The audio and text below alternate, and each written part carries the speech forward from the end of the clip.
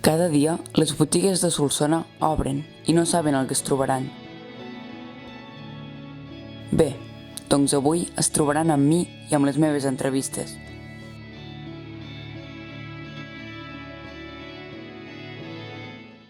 Bé, hola a tots i a totes, estem aquí amb la Jordina, la que porta la botiga dels somnis de paper, i ara li farem l'entrevista. Aquesta botiga va ser escollida pels nostres espectadors. Vaig penjar una història a l'Instagram de Vila_Produccions i vaig demanar quina botiga els agradaria que entrevistéssim i va sortir la teva.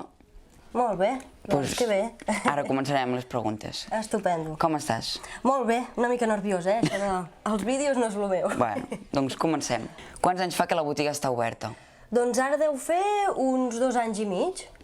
Sí, ja passem a 2 i mig, passa ràpid. Quins productes vens a la botiga? Doncs de papereria, material escolar i d'oficina, objectes de regal, també de scrapbooking, tot tipus de productes de manualitats. Què més tinc? Souvenirs de Solsona. Llavors també oferim serveis com fotocòpies, enquadernacions, plastificacions, i a part d'això fem tallers per la mainada i adults. Quin tipus de productes es ven més? Doncs objectes de regal i souvenirs de Solsona. Sí, més o menys això és el bàsic, que es ven més. D'on treus les idees per fer els tallers? D'on trec les idees? Vaig molt a les fires que munten els meus proveïdors i llavors allà veiem productes nous, m'ensenyen tècniques noves i llavors, clar, hi ha molts materials que ja els puc aplicar en productes que tinc aquí a la botiga per vendre i llavors, si tinc una estona d'inspiració, doncs acaba sortint al taller. Quins tallers tenen més èxit, el d'adults o els de nens? Fa o no fa igual. Has fet algun curs per preparar els tallers? Sí, mira, estic representant a la província de Lleida amb una marca que es diu Amelie Prager i soc l'escola oficial i llavors em vaig a formar quan ho organitzen allà a Barcelona i llavors, m'ensenyen tècniques noves i tot el que surt nou, que cada 2x3 és tot nou. Ja tens pensat els pròxims tallers? Sí. Ens en pots adelantar alguna cosa, quin primícia? Sí, això és novetat, Perquè principalment per la mainada, ara, després, quan hagi passat el setembre, segurament farem aquests que pintem els gegants, i llavors farem la geganteta, que són unes figures de guix, i llavors venen els nens aquí a pintar-los. Un és aquest, que és novetat, llavors també el que agrada molt, que l'any passat va ser així tot un èxit, el castell de Halloween, que hi fiquem llum a dintre, i això ha agradat molt i ho fem com a extraescolar. I llavors, com a adults, novetat, farem una espelma i llavors hi transferirem una imatge. Així és una fotografia, la pots transferir en una imatge o decorant-la senzilla. I què més? I llavors també farem, així per Nadal, doncs els centres de Nadal, les botelles, que això és sempre un clàssic.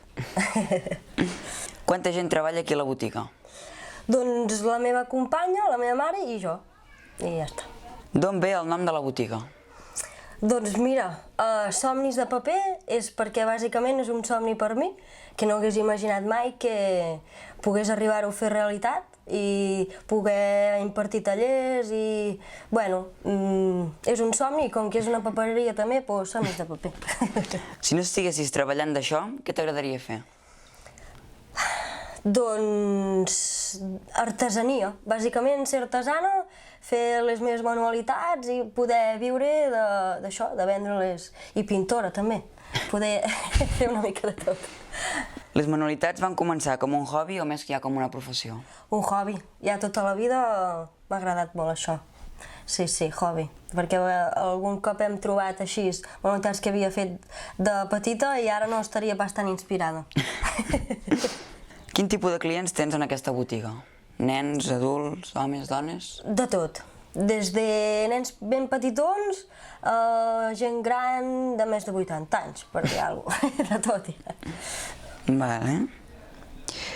Ara farem la pregunta dels espectadors. Cada setmana pengem una història a l'Instagram i els demanem quina pregunta els agradaria que fessin a la botiga que toque en aquest cas era la teva botiga, i la pregunta és la següent. De què treballaves abans d'obrir la botiga? Doncs havia treballat de bastantes coses. Havia fet des de secretària, a cambrera, a dependenta, cuidar nens... infinit. Si haguessis de descriure la teva botiga amb una sola paraula, quina seria? Somni. Quina botiga t'agradaria que entrevistéssim el pròxim dia? Doncs el Garric Garrac, perquè és del carrer Castell i fa molts anys que ja té la botiga oberta i crec que li va molt bé. I és molt bona mossa. D'acord. Doncs moltes gràcies, Jordina, per aquesta estona que hem passat aquí fent l'entrevista i ens veiem amb tots amb la pròxima entrevista. Gràcies a vosaltres.